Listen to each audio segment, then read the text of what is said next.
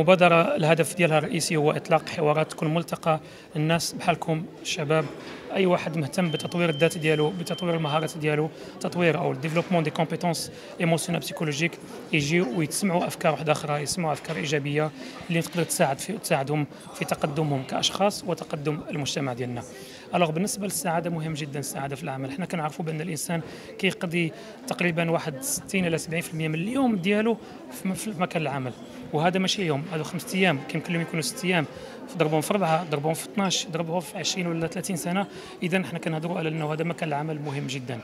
الإنسان لما كانش سعيد في العمل ديالو كتغيب الإنتاجية، كيغيب التقدم، كيغيب الابتكار، كيغيب الإبداع، كيغيب واحد الرغبة أنه يطور من المجال اللي كيشتغل فيه.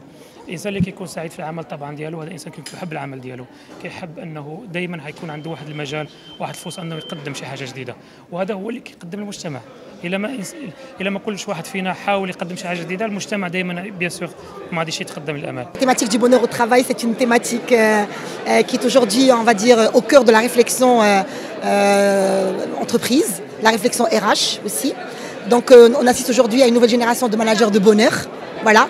Ça veut dire que les entreprises elles sont de plus en plus convaincues de l'impact finalement en fait voilà, ils sont plus convaincus qu'un salarié heureux, c'est un salarié qui est performant, c'est un salarié qui saura bien évidemment être motivé, impliqué et surtout produire en entreprise. Il est juste impossible de diviser ou de créer une séparation entre l'être, l'individu et son environnement.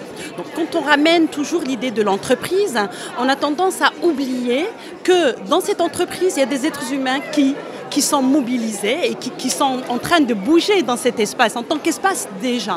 Donc en fait, le bonheur d'une entreprise ne peut se faire sans le bonheur de ses individus. Et créer donc une idée à partir d'un certain bien-être, on va dire au niveau même des sensations, parce qu'aujourd'hui les neurosciences viennent prouver que le bonheur peut être détecté dans le corps à travers donc, le taux d'hormones et tout ce qui se passe à l'intérieur du corps humain. Donc pour pouvoir créer déjà ça de manière cellulaire, il faudrait d'abord le créer de manière viscérale au niveau donc, de l'entreprise. Je suis venue de très loin, de Meknès, pour le bonheur. Alors avec beaucoup d'amour, beaucoup d'enthousiasme, avec une très grande énergie, je suis là pour rencontrer des personnes extraordinaires, pour vraiment attirer beaucoup d'énergie positive.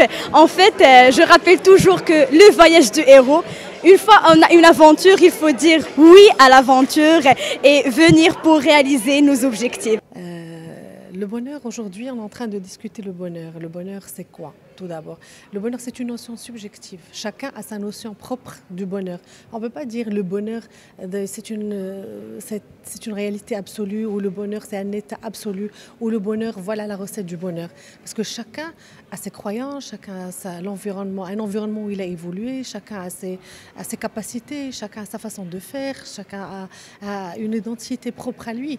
Donc, puisqu'on a une identité propre à nous, donc on a un besoin propre à nous, et par la suite on a une détermination ou bien une spécificité de ce qui nous anime de l'intérieur pour bien pouvoir interagir par l'autre.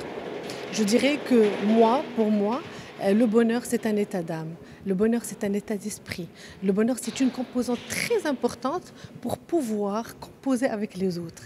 Pourquoi? Parce que dans le bonheur, on va trouver la notion de la connaissance de soi, la notion de la conscience de soi, la conscience de ce que je fais, de qui je suis. Et quand je suis consciente de qui je suis, donc je me connais.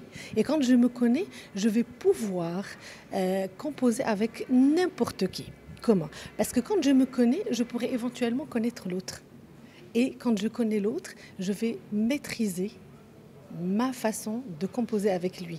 Donc, je vais me gérer moi-même émotionnellement et je vais gérer ma relation avec l'autre. Parce que je ne peux pas gérer l'autre, je vais gérer ma relation avec l'autre.